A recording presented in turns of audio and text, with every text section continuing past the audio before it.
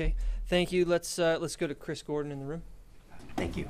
NORAD has mentioned a lot in the strategy and here for obvious reasons.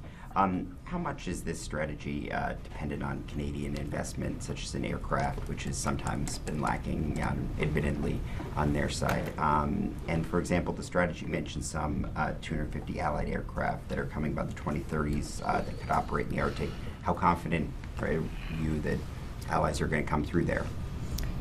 Yeah, our Canadian partners are integral, as are all of our Arctic allies, to the success of this strategy. Our Arctic allies and partners are so unique in that they have such a high concentration of capability and geopolitical alignment with us. I would argue that there's probably no greater concentration of like-minded partners anywhere else in the world, in addition to their high levels of capability. So we lean heavily on them. Canada is an incredibly important partner, not only for the defense of NORAD, but for also other developing capabilities for defense of North America. We partner with them often in exercises, including in recent Arctic Edge, and of course in NORTHCOM's exercises. I am tracking their announcement to buy F-35s. They're included in that figure of 250 advanced generation aircraft. That's another incredible statistic, just to show the alignment of our allies and partners, that the majority of our Arctic allies will have F-35s, to include Canada. We take their word in terms of their investment, and we look forward to partnering with them going forward. Let's go back out to the phones. We'll go to Brad Dress from The Hill. Hi, yeah, thanks for doing this. So in the strategy, you talk about investing in drones and aircraft for the Arctic. Are you referring to like new types of technology that have yet to be created that you're going to develop, or are you talking about like improving what you have now for Arctic missions? Thank you.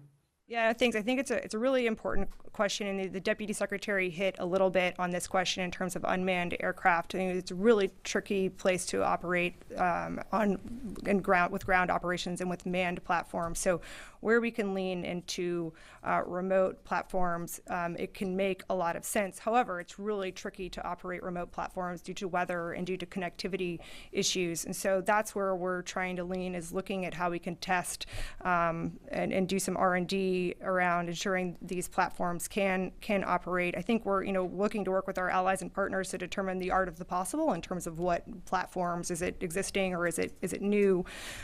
Just to briefly fill out as well on the AI question, I think that's also really important. It's trying to look at how we can use our machine learning to better interpret a really complicated landscape where we don't necessarily have as much data as we wish.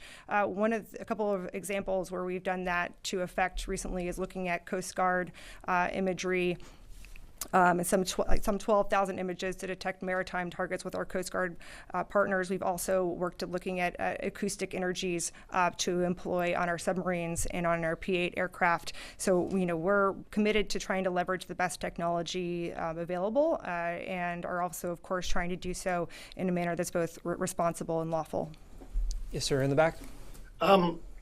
Real quick, if a future presidential administration were to close the National Oceanic and Atmospheric Administration, how would that affect DoD's ability to operate in the Arctic and this strategy? Yeah, I'd have to defer, questions on agencies to that agency itself. We do lean on NOAA pretty heavily right now with our Arctic weather forecasting. We work very closely with our Air Force weather community, but also our naval weather community works closely with NOAA to detect weather forecasting and for ice forecasting. The program that Deputy Secretary Hicks mentioned that the Navy is investing in to look at different ice pack concentrations, especially at nighttime, which has actually been a challenge for our forecasters.